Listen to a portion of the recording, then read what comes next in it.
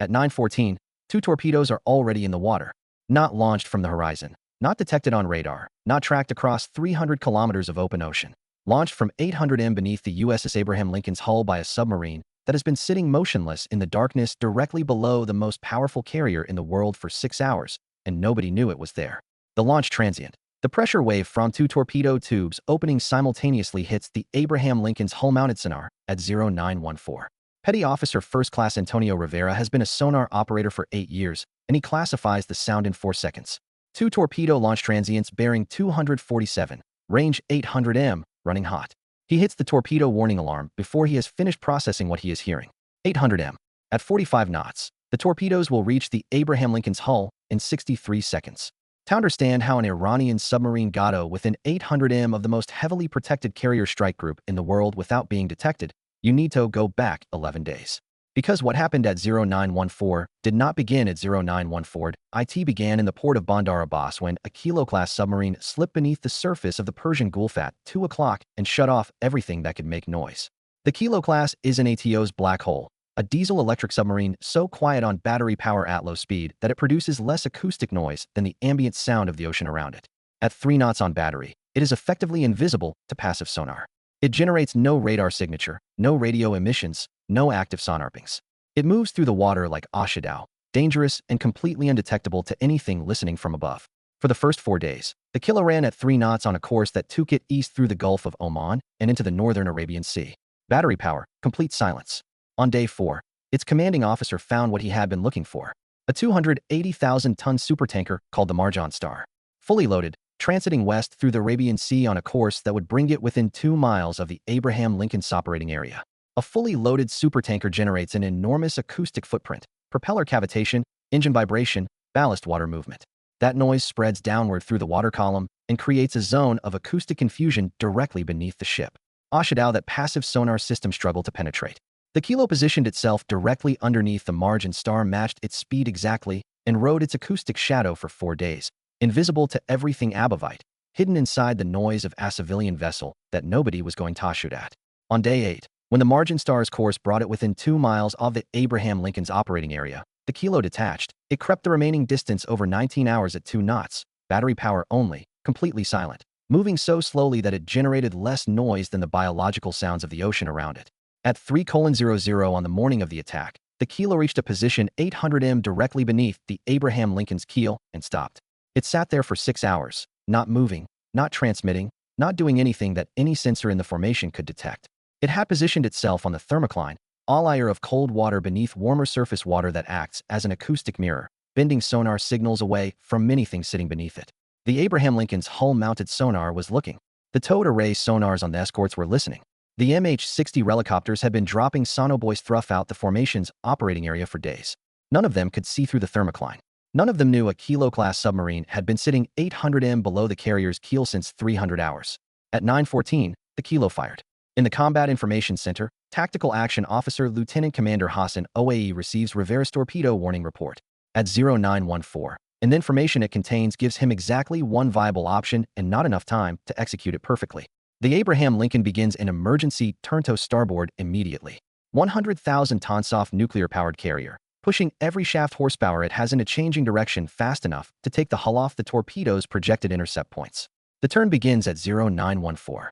At 28 knots, the carrier can move its hull a meaningful distance in 63 seconds, but meaningful is not the same as enough. Simultaneously, the countermeasure system deploys torpedo decoys from the stern devices that mimic the Abraham Lincoln's acoustic signature, designed to dus an acoustic homing torpedo away from the real target and toward a false one.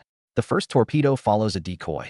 Its acoustic seeker locks onto the false signature at 400 m and pursues it away from the carrier, detonating harmlessly 280 m off the port stern. The explosion sends a shock wave through the water that the crew feels as a deep resonant shudder through the entire hull. The second torpedo does not follow the decoy. Its guidance system classifies the decoy correctly in 1.8 seconds. The acoustic signature is too consistent, too perfect, lacking the irregular noise variations of a real ship. Andre acquires the Abraham Lincoln's hull signature. It corrects course. It continues inbound. 40 seconds to impact. The carrier's emergency turn has moved the hull 190 m from its original position. The torpedo has already corrected for that. It is running straight and fast through dark water directly toward the Abraham Lincoln's keel, and there is nothing between it and the hull. Nothing on the surface. Lieutenant Commander James Porter has been airborne since 0845. His MH-60R helicopter has been conducting routine anti-submarine patrols south of the formation for 29 minutes. A standard precaution, a procedure the strike group runs every day, a mission that has found nothing in weeks of searching. The moment Rivera's torpedo warning transmits formation-wide at 0914, Porter already has the bearing 247, the same bearing Rivera classified, 800 m.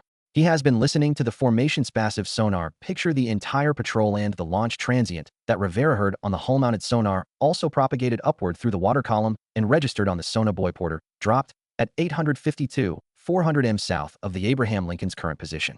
He does not wait for orders. There is no time to wait for orders.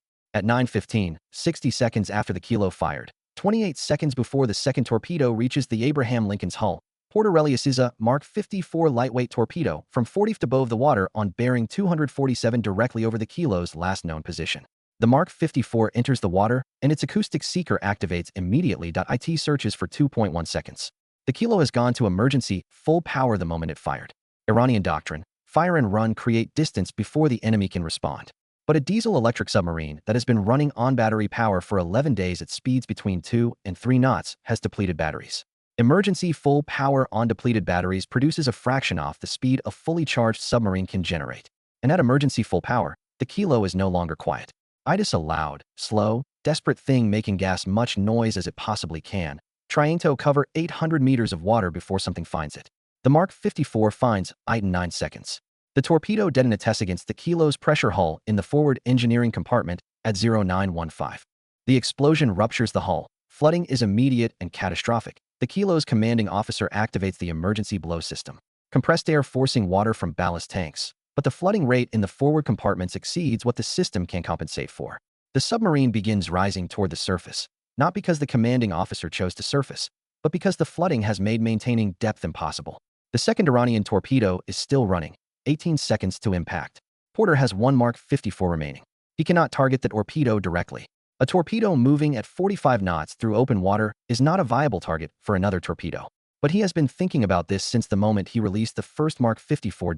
And he has one option that has never been attempted operationally in the history of naval warfare. He releases the second Mark 54 not at the torpedo, not at the submarine, at a specific point in the water column directly in the second torpedo's path, 200 m ahead of it, calculated from its bearing and speed. The Mark 54 detonates on a timer at 09:15, creating an underwater explosion that sends a shock wave expanding outward through the water column in every direction. A torpedo homing on acoustic signature relies on its seeker being able to distinguish the target sound from background noise. An underwater explosion 200 m ahead of it does not destroy the torpedo. It does something more precise. It creates 2.3 seconds of acoustic chaos in the water column directly in the torpedo's path point, 2.3 seconds during which the seeker cannot distinguish the Abraham Lincoln shell signature from the noise of the explosion. 2.3 seconds is enough. The torpedo loses the Abraham Lincoln signature. At 9:15, it searches for our placement target in the acoustic chaos around it and finds the decoy that the first torpedo ignored. Still running, still transmitting its false signature, 340 m off the carrier's port bow. The torpedo reacquires the decoy and follows it to detonation at 0916. The explosion is close enough that the pressure wave rocks the Abraham Lincoln hard enough to throw crew members off their feet in compartments 2 decks below the waterline. The flight deck shutters. Every unsecured object in the ship moves. The carrier lists 1.1 degrees to port for approximately 4 seconds before the hull rights itself. Nothing touches the hull. At 9:17, Thekalo's conning tower broke the surface of the Arabian Sea in a surge of white water. Our riding low and listing heavily to port. Hydraulic fluid and fuel visible in the water around it. 8 crew members appeared on the bridge and hull within seconds. Their commanding officer was among them. He looked north and saw the Abraham Lincoln already turning back onto its original heading. Flight operations resuming, aircraft on approach for recovery. His submarine had spent 11 days being completely invisible. It had gotten closer to an American carrier than any hostile submarine since World War II. It had fired 2 torpedoes from 800 m, and both had failed to find the hull. At 9:31, the Abraham Lincoln's flight deck resumed full flight operations. The first FA-18 launched 4 minutes and 22 seconds after 2 torpedoes had been running toward the carrier's keel. In the Combat Information Center, OAE transmitted his engagement report to 5th Fleet at 9:33. 2 torpedo attack from Killa-class submarine at 800 m. Both torpedoes defeated. Enemy submarines surfaced and crew in the water. No damage to this vessel, no casualties. Then he added one line that his commanding officer kept in the final report without changing a word. The attack was defeated by a helicopter pilot already airborne who acted before anyone told him to. Iran sent a submarine that spent 11 days being completely invisible. It rode tanker noise for 4 days. It sat motionless beneath the thermocline for 6 hours. It got closer to the Abraham Lincoln than any hostile submarine in the history of the United States Navy. It fired 2 torpedoes from 800 m with 63 seconds between launch and impact. It gets 63 seconds of relevance. Say because a helicopter pilot had been airborne for 29 minutes doing a job that had found nothing in weeks and understood what a bearing meant before anyone on the surface had finished reading the alarm. Then this happened, and the Arabian Sea closed over the kilo's wreckage insolence as the Abraham Lincoln kept flying.